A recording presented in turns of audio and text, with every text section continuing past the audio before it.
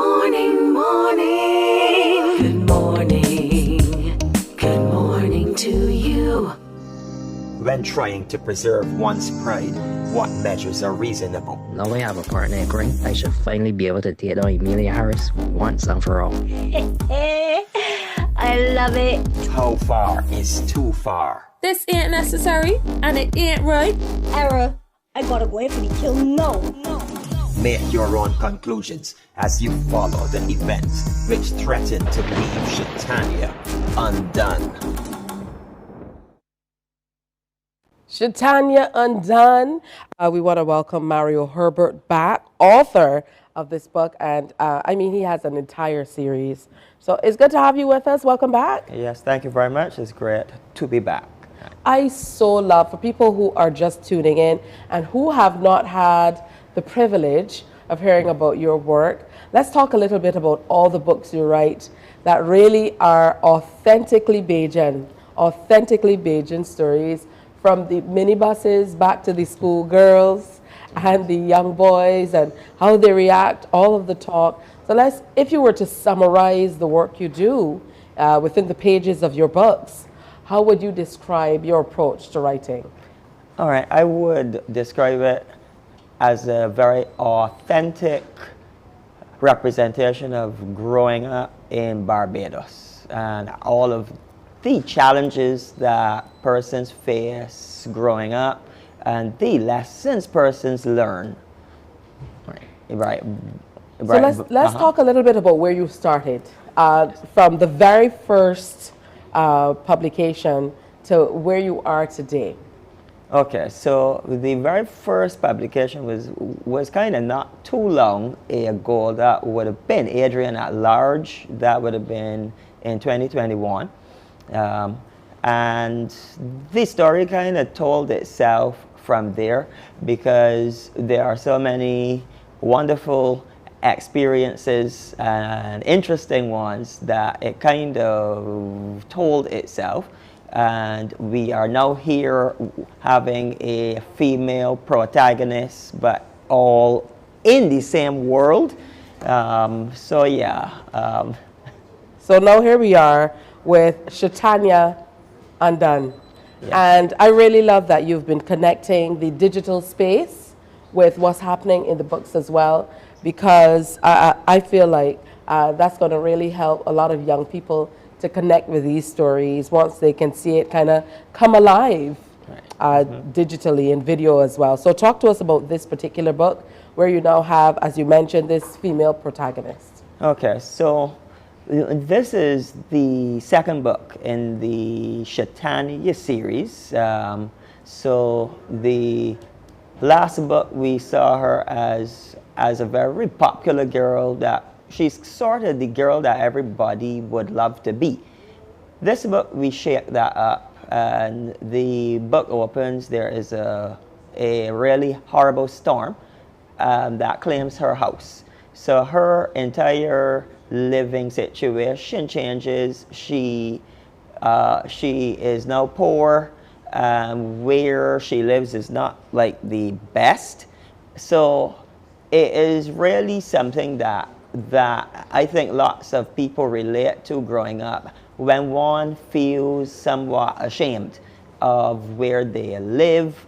They don't want persons to necessarily find out their living situation, or to find out how poor they are. But there is this really interesting dichotomy, I would call it, where you find that persons that are obsessed with trying to keep up a certain image or trying to escape shame, their actions to do so usually tend to lead them to some shameful places. And so that is kind of the lesson she learns here. Absolutely. So talk to me a little bit more about where you kind of draw your inspiration. Is it all reflective, or are you constantly observing what's happening in our natural environment and thinking, this would make some interesting, an interesting plot for a book? Yes, please. It's a mixture of both. In terms of this book, I have lived in a variety of places, in a variety of conditions. So I can relate to it on some level. And I am someone that has reached a stage in life of not necessarily feeling ashamed of where I am now, but I focus upon where I am going. So in the same token, I have since encountered persons that felt shamed of where they were now, and I have been able to kind of show them through how I relate to them that it's not important where you are now, it is where you are going, you know. Why did you determine to do short stories instead of maybe going a longer route? So we've seen the series with Adrian, and now we're going through, you know, where Sha'Tanya is now taking center stage, but all presented as short stories. Yes. So the first story that I ever wrote, the very first story in Adrian at Large, was a short story. It did extremely well, and I had to then decide, am I going to take that and make it a chapter, or am I going to treat that as its own thing and then write more? And I kind of decided based upon my primary target audience. I say primary because, you know, the work resonates with the whole range, you know. But in terms of my primary target of teenagers, and you know, I found that they related very well to having the shorter form. But I was able to have my cake and still eat it, because the short stories, they are all designed that any of them I can pull out and read it on its own, which works well if I have to do things like readings in schools. However, if you read them together, they actually weave together to tell a larger tale, not only inside each book, but weaving the books and reading them together also tells a much larger tale, so that a person can go into it and feel as if there isn't a big investment they have to make in order to start reading. However, once they get into it, they are still getting a longer form tale across all of them. What's the feedback like on these stories? You mentioned that you're heading into schools and sharing about the stories and so on. So what's the feedback been like? Well, the feedback is that the kids relate. I actually made a book donation on Friday, and the kids went and grabbed all of what I gave first out of everything else there.